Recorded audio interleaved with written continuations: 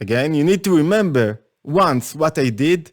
And then every time that you will be in Mitzrayim, in Egypt, in a place that you are stuck, in a place that you feel that you have boundaries that do not allow you to get out of it, you will remember what I did to you, and then you will be able to get out. Because it's enough for you only to know that you can do that. And at the end, he's saying something very unique. There is a beautiful verse that's saying that you have to put tefillin on your hand and then between your eyes, and in order that the Torah of God will be in your mouth, you have to. It goes like that. Maybe I'll use the better translation. It goes like that. Let me share with you the translation because I think it's important. Where it is, just a moment. We're speaking today about love and about what is real love. That's the subject today, according to the portion Bo. And here it is. I can't find it. Show all. Never mind, I'll read it. I can't find, too many things are open on my computer. So he's saying like that. And this shall serve you as a sign, the fact that I took you out of Egypt, and you have to put your tefillin on your hand and on your forehead, in order that the teaching of God, of the Lord, may be in your mouth, that with a mighty hand, God, the Lord, Fred, took you out of Egypt. And the Alter Rebbe is asking a beautiful question. What's the connection between getting you out of Egypt with a strong hand, in Hebrew it's Yad Chazaka, and the fact that you have to learn Torah and to put it on your mouth all day long and all night long?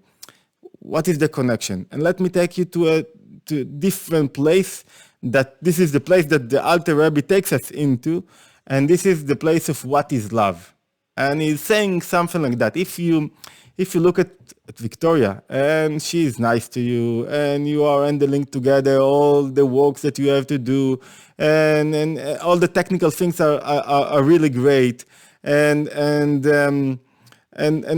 you enjoy being together and she is doing exactly, you are doing exactly what she wants, but you do not complain and you feel you are in love, it's foolishness. You lie to yourself. You don't really love her. What you love is yourself. You love because you are comfortable and you are loving yourself, being comfortable. And it's great and you can live like that. It's better. It's better than, fighting all day long. It's better. It's a better situation, but it's not really love. It's not real love. Love is something else. That's what the Alter Rebbe is, throwing on us. It's like he's giving a new interpretation to what is real love. He's saying, and everything is talking about two kinds of love. One kind of love is love like water. Water are very, they are comfortable. Think about water. It's when you want a baby to feel comfortable, you put him in the water and you let him, relax a little bit and get it out of stress. And it's like love like water. It's love that I do not have to make no changes. I do not have to sacrifice. I love you as you are. You love me as I am. We are very comfortable together. It's great love, but it's low love. It's not a love that will change your life. It's not the other kind of love that he's talking about is love like fire. And love like fire is the real thing. Is love with passion, with, you have to sacrifice something in order that this love will happen, that you will reach it. And this love, what we're talking about, is talking about breaking your nature. If you do not break your nature, if you you got married when you were 21, 25, 27, and she, and now you are 67, you're together, many 30, 40 years, and it's all about, this is what I am, this is who I am, I'm like that. But now we arranged ourselves. Now we are very comfortable together because we know how to live together. We learn how to live together. I learned to suffer next to you. I learn to suffer. I know who you are. I know what are your problems, what are your, what are your weekends, your cons, the places that, Bill, what are you laughing about? And I know those places. I don't really love you. We are hanging around we are doing it. We are doing it. We are just, we are overcoming life. It's successful. It's great. We are raising great children. Passion. But if you have passion, it's all about your craving, your desires. It's not real passion. It's your, it's your tendencies. It's not passion to your spouse. It's you. But love like fire, this is love. Why? Because he says, when you love like fire, when you discover this love, remember where we were. We were in the connection between why you have to put God's Torah on your mouth, because there is a relation, because he got you out of Egypt with his strong hand. What's the connection? So he's saying love like fire, it's like when you are breaking something in you. When you are getting, where you are getting out of your comfort zone, you are changing yourself, you're changing your behavior. You do not say, that's who I am. You remember the first two plugs? We talked about them a bit last week. You remember what was the first plug? What was it? You remember? Blood. Why blood? Victoria, I think you said that. You remember what was blood?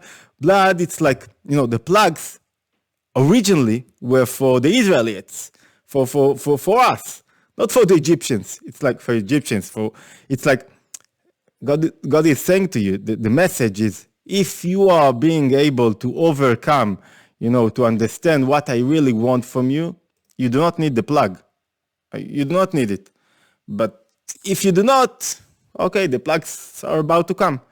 And the first plug is blood. Why? Because the major problem that couple says, and I think it's a human problem. It's the worst problem, is that you are cold. What is cold? You have no passion, no enthusiastic. You are not in touch with nothing. What is cold? It doesn't really bother me. You are cold. You're like, okay, you look great. Okay, I love what you were both. You never even looked at her. It's like when you are cold, you are detached from godliness, from your life, from everything around you. And being detached, it's the worst thing. Why? Because when you are detached, it's all about yourself. I cannot make you close to nothing. And what is the thing that makes us detach more than anything else? Cynicism. When you're talking about cynicism, what is cynicism? It's like protection. I say, okay, I protect myself with what? With cynicism. I don't want to open myself. I don't want to really listen. I'm afraid a bit. Somebody will talk about me like that. Somebody will not, I don't want to be, really, really into things. So I'm cynic. And when I'm cynic, I cannot really love. So blood, it's the answer to what? It's the answer to coldness. It's like blood is very warm. It's a warm thing. What does it mean it's a warm thing? The temperature of the blood, it's warm. It's not like water. So he's saying the first plug was blood. In order to understand that, you have to warm yourself a little bit, to get in touch, to be a part of, to reveal your inner emotions that will connect you to your spouse. But there is nothing like being connected to godliness according to the Bible and not being connected to your real life, because it's like illusion. It's not that you are really connected to godliness. It's like that you are waiting to accept from godliness something that you want. It's like you come with a series of requests that you ask from God. It's not real connection. It's not real relationship. Relationship is when you are warm a bit. And what was the second plug, you remember? Frogs. Wow, frogs. And And think about the frogs. You are now coming home and you think about dinner and you prepare yourself a great, something like, in Hebrew you have this sambusak. You heard about sambusak? It's like a pizza, but, it's better than pizza because, in the middle you put the cheese and the egg and everything and you close it together and it's something, it's an Israeli pizza, sambusak and the potatoes and and you're trying. I got it. You eat cheese? I do not. I eat cheese. Yeah, I eat cheese. I do not eat but white flour or sugar or things like that. But I don't eat. I do not eat sambusak. I do not eat. But think about unless I'm, if I'm in a bad situation and I'm in the street and I'm angry, so I give everything up and I do it, all the great ideas are for the lectures, not for the real time, for talking about them, not for everyday life. But, once I was in Jerusalem. I thought I told you I was in Jerusalem and they had this burekas, burekas. It's burekas, an Israeli thing, and I didn't eat burekas for years. And I went with, and it was before a holiday, and I was, I had a few lectures, and there were 300, 400 people came to this hotel for the lectures. It was a great event. And before that, I told my daughter, let's go to the market in Jerusalem. You have a great market, Ben Yehuda, and let's go to the market and buy, and there's the burekas. It's the best burekas in the world. It's something else. It's a burekas. But what's the problem with this burekas? That it puts in it full of trina. You know what is trina? And all those, and you're like, eat it, and it's all over you. So I thought at the beginning that I will buy only, fruits, but I told her, let's buy. And we bought 2 burekas full of, and it was like we ate it. And there was no place to sit, so we sat on outside, in the street, and I was like, all of me was with trina all over, and my beard, and I looked like, and one person from the group that came to the hotel looked at me. You're not the one. You're not the presenter, the lecturer. You are the lecturer, no, that we came to hear. I told him, and I was sitting on the road, like, and eating, and everything is on me, and I didn't have a napkin to clean myself, and I looked like, and he was amazed, and he held himself and he said, "Wow, this is the idea of being modest. You are such a modest person." A lecturer in the hotel, and now he's eating like this on the road. And I told him it's vice versa. It's the opposite. It's when I'm lecturing, it's not really me. When I'm here eating like this is the real me. You thought you were humble like a homeless person. Yeah, so that's the real me. Don't switch it. So what was the frog all about? The opposite. Sometimes you are too much warm. You have warmness, but for what? For your cravings, for your desires. You're not warm to something, to spirituality, to get out of yourself, to be close to sanctity, to be close to get out of yourself. You're warm to everything that is connected to you, to what people will think about you, and how and what you will get, and when you will eat, and you are sitting, you're trying to do something. What you're thinking about? Your dinner or your supper. That's what stop thinking about your food. Put something in your mouth, and that's it. Don't always think about what you will. It's like you are too much warm, not about the things that you have to be warm about external things you are warm about, and it's something that really bothers. It stops you when you want to be in touch with someone, and you warm about, and you are. All of you are warm about something else. You want, all your passion is to something else. You don't really have passion to this thing, to what you are doing, but your passion is to, you're going to couple is are getting married, and you are coming just for the food, not for the happiness and for everything around, and for this very important. So the frogs comes to tell you, okay, you're too warm to undesirable things. I will call you. I'll make you cold. Like I put in this, you remember the sembusek? Out of the sembusek jumped a frog. You know, and now you are seeing the frog jumping out of the sembusek. Okay, I don't want it anymore. So think about it. It's like the Alter Rebbe, Rabbi Shneur Zalman of Liadi, used that it's like imaginary thoughts in order to overcome addictions. Like if you are really addicted to something, think about what will happen at the end of it, what it is really. Think about frogs getting out of it. And if you will do imaginary thoughts working about that, you will be able to make yourself, it's people do that. Ellen Carr does that on smoking. You teach yourself to hate the smell, the smoke, and then you are being able to arise your emotions. So in order that you will reject those smells and reject smoking. So let's get back to the point. So we had two plugs. The first two plugs, in order to make you warm, the Alter Rebbe said you have two kinds of love like water, which is very comfortable. It's like love of a father to a child. You love him anyway. It's an unconditional love. It's a great love, but you do not do anything in order so for this life to be really in your life. You do not sacrifice nothing. You do not change yourself. And the other love is like love like fire. And love like fire is a love that you have to break everything that you are used to. You have to break your life. You have to break, you have to break yourself in order to be really in touch. And think about it. What is breaking yourself? He's saying like that. Everything that he gave us, godliness, wasn't by his nature.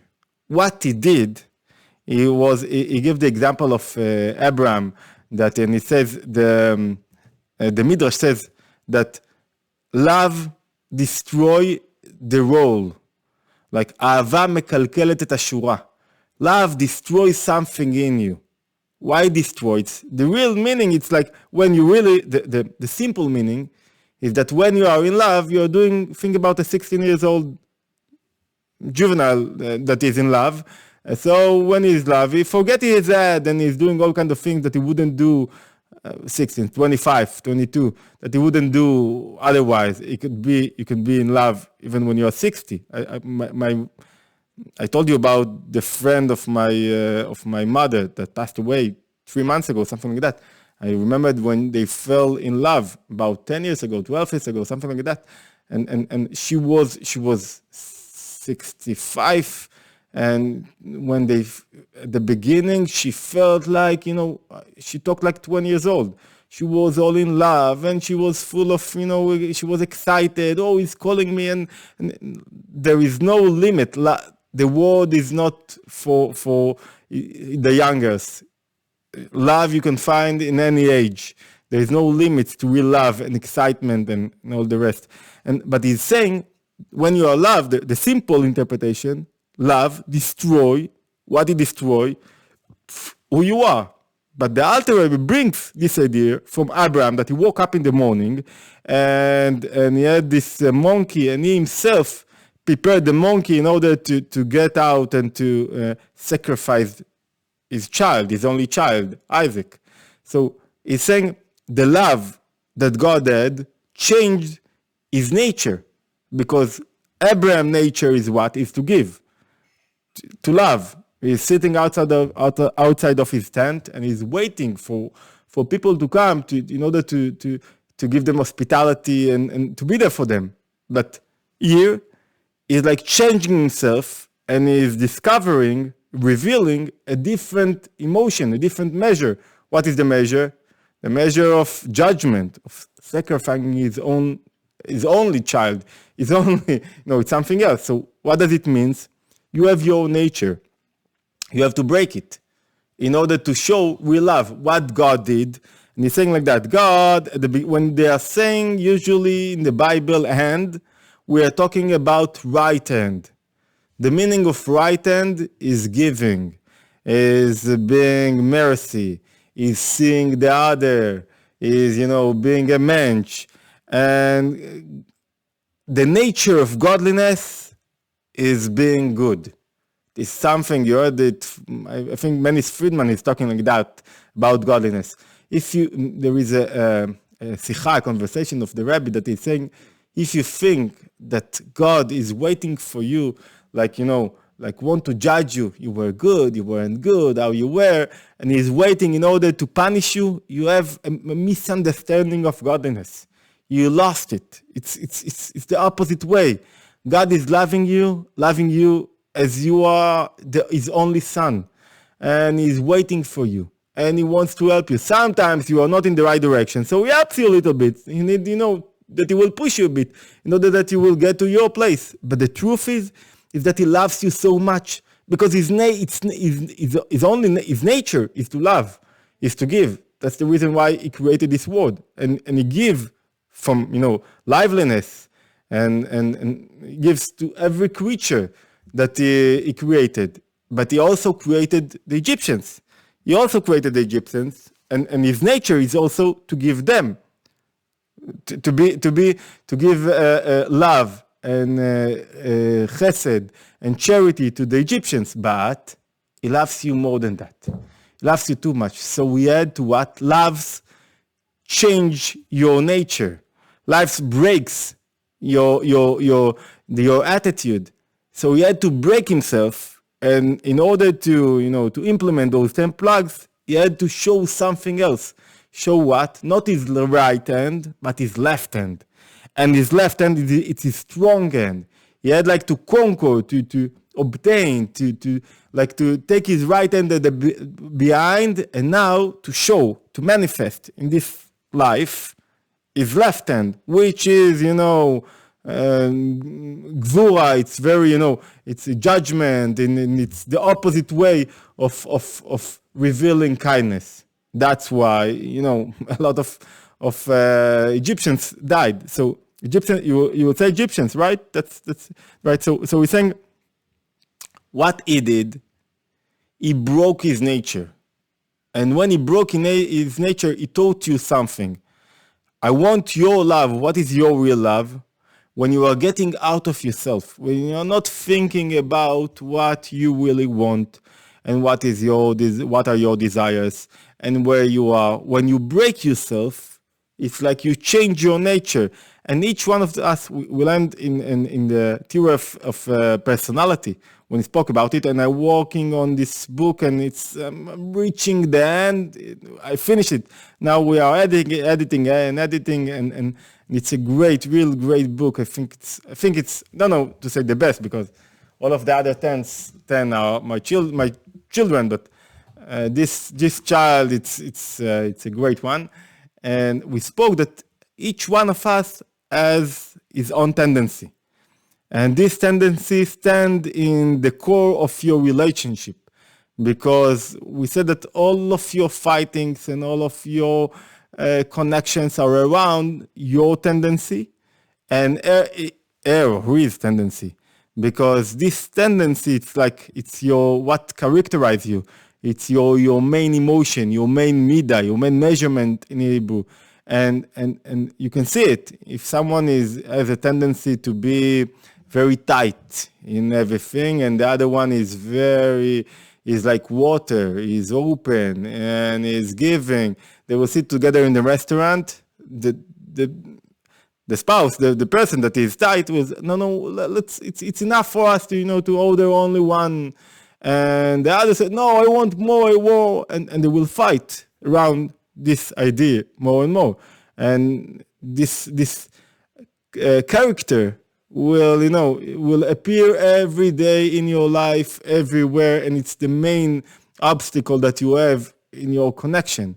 And if you are just learning how to manage it, how to conceal it, she's ready, she learned how to I accept you like that. That's what I have. I don't want to break our relationship. Okay, so here and there is animalistic soul is being, revealed. This is not real love. What is love? God is saying, I broke myself. I broke my nature. My nature is kindness, is giving.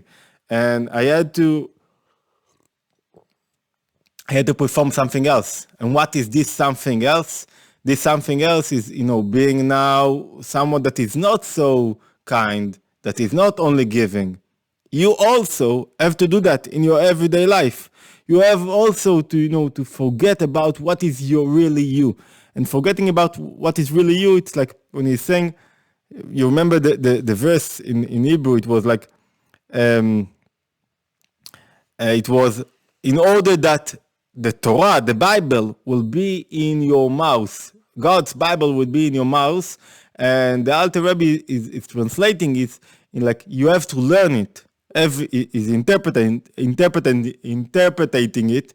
You have to learn it every night and day. And learning night and day, you don't really learn night and day.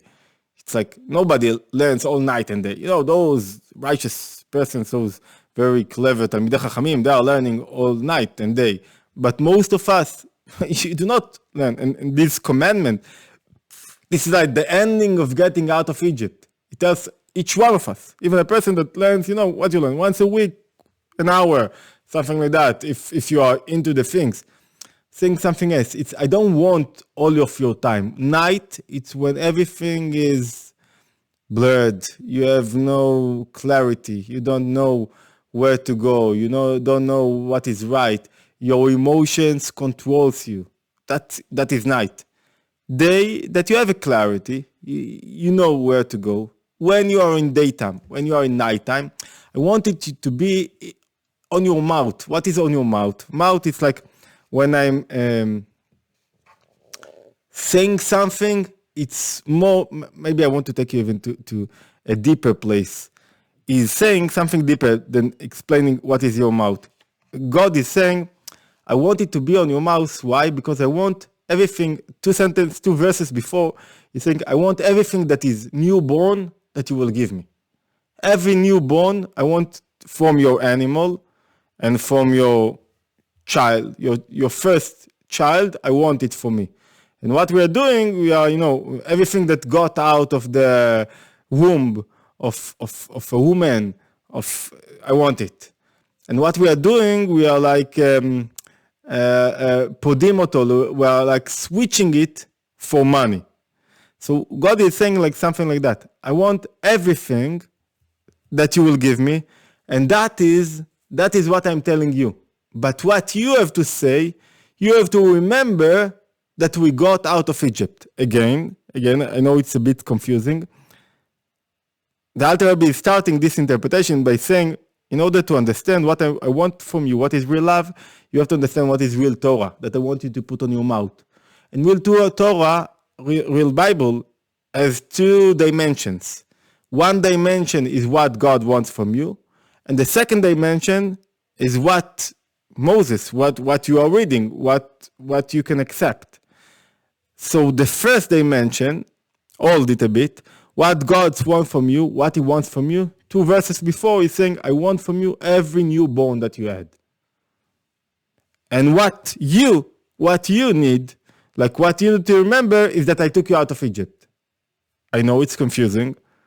I know it's a bit blurred, but you have to get deep into it. Back then, I think Bill will be able to, to articulate that in ancient times, the firstborn was the most important one. He got twice the land, twice, he got the position. He was the most important. He was the one that should is the successor to the king. And even in Judaism, you see that the firstborn is getting more. Why? What's the logic?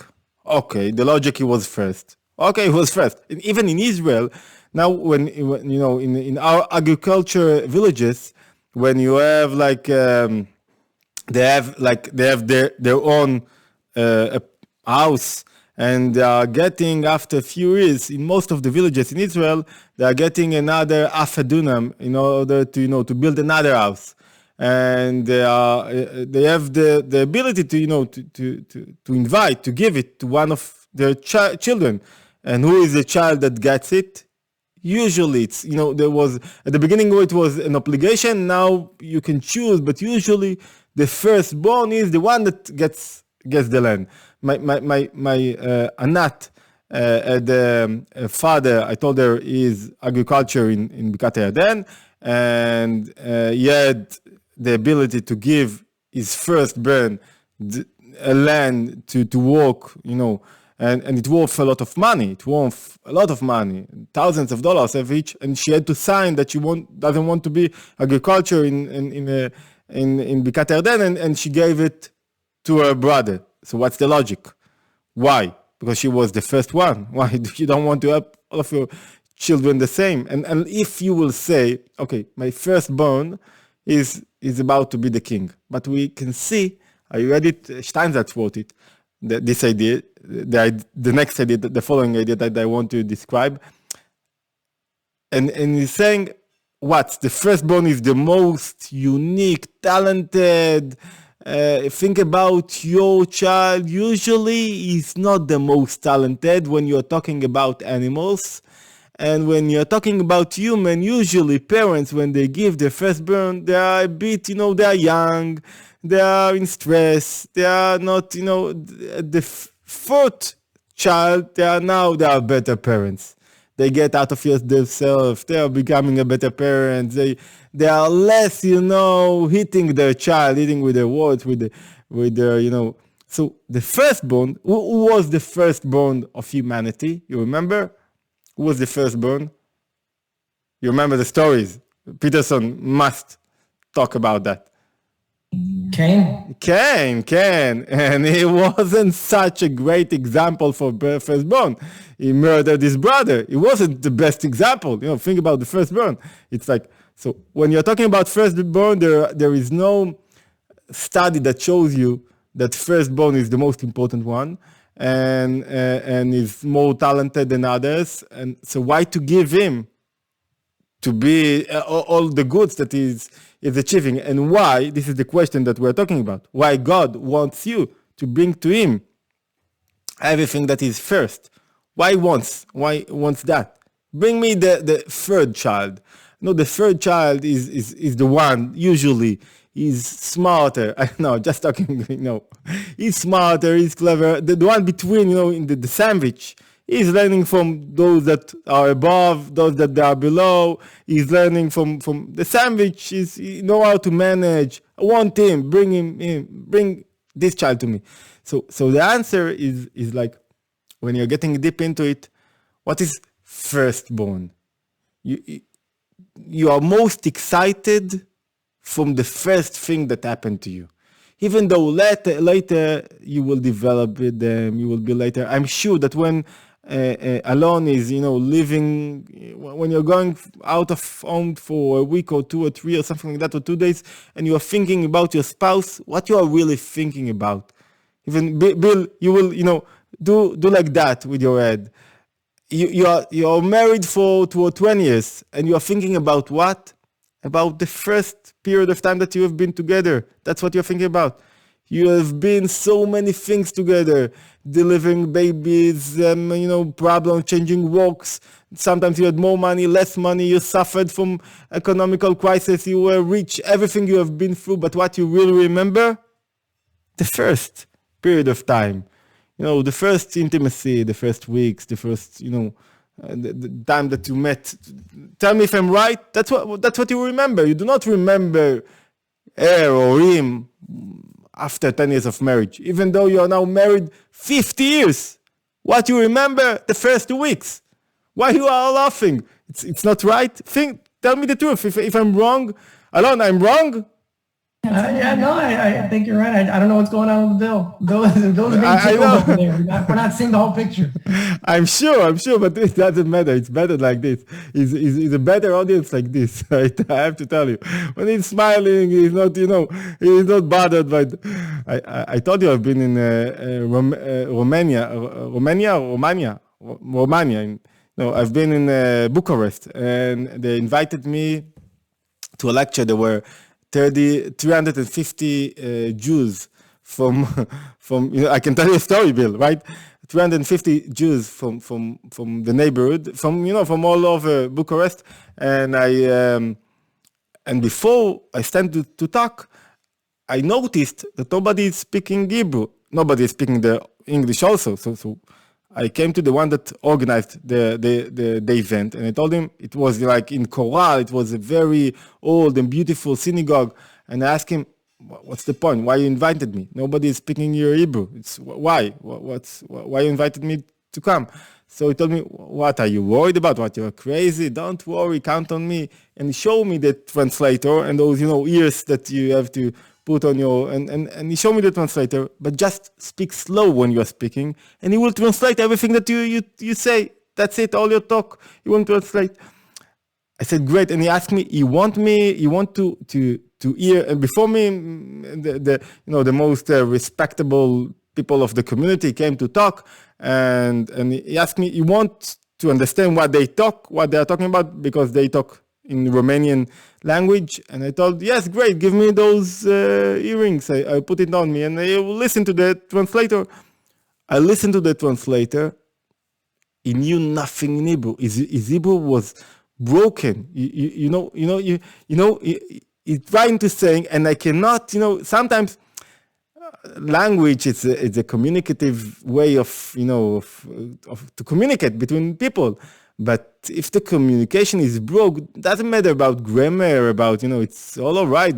But I couldn't even understand a word. I understood the words, but I couldn't connect them to sentences. So I couldn't understand the meaning that he said. I said, what can I do? Okay, I have nothing to do here. What should I do? I stand to speak. Okay, well, they paid me. I'll speak. They paid. Okay, they brought me. They invited an hotel. Great. I started talking, and like Bill, first sentence, there were 350 people on the floor laughing. I said, what? What I said? It wasn't even a joke. I continue 20 minutes. I never had a crowd audience that laughed so much. I thought that he translated nothing that I said, but he was a great author. He was a great one. He spoke, maybe he was better than me. So if Bill is laughing, I think it's better than what. Let's close the idea. So the first thing that you remember is what really connects to your essence. What is really connected to you. What we are trying to say over here. God is saying, I want what is really you, what is really connected to you, your firstborn. Firstborn is not the best, the best thing that you can give me. It's like something that is really connected to your essence. When you are waking up and you're saying, "Modeh ani lefanecha," thanks God, I'm thankful for bringing back soul to the body and connected them together. And he's saying, like, what I really want from you, what I really thank you for. God is saying, I want you what really you remember all of the time. It's your firstborn. Your firstborn is the one that you were more excited to accept, and it was new, and nothing like the new thing. After that, the second boy is great. We love him very much, but it's not like the firstborn. And it's the place that you were so excited, and something new happened. That's where you break your nature. I want this nature that arose, your first thing, I want it to me. I want you to break it in a way, to change yourself. And your first response is what you are usually. If somebody knocks on your door, if the neighbor knocks on your door and asks, can you give me please your car? I lost my car, I need help. And the adult will say, no, I just need, and then they think about it, of course, take my car. And there are those that they are, okay, of course, take my car. The first response is the response that that symbolize, that point on who you really are. And what I want, what God wants really from you, who you really are. This I want you to break. Saying only when you break it, you show real love. Otherwise, it's all about you. It's all about what you accept, what you want from me to give you, so your reality will be better. Only when you really break yourself, and it's not about your desires, your cravings, who you are. Only then you show real love, and it's the truth of marriage. Only when you change yourself, you are ready to go on the other side, on the other line. You are like in this line and saying, I'm not like this. I'm like this, but I'm ready not to be like this. In order to show real love. Otherwise, it's not love. It's what I accept from you. I'm comfortable in my place, and I want you, to let us be together in some way, and we will manage, or we won't manage. But the idea is like, so let's close the whole idea. The Alter Rabbi is saying the whole idea of getting out of Egypt and all the 10 plagues that we are finishing now in this portion of Bo is like God has put you in a place that is sometimes it's not easy, and you have to break your own boundaries. And it happened back then, 3,500 years ago, and it is happening right now. You have boundaries, and in order to show real love, to show that you are not stuck in your place, love will get you out of your place. Love will help you, not to be in the place you are. And real love is when you break yourself. Because only then you show the light of love. Otherwise, it's all about comfortable and what you need. That's where 50 minutes about love and about Parshah Bo and questions.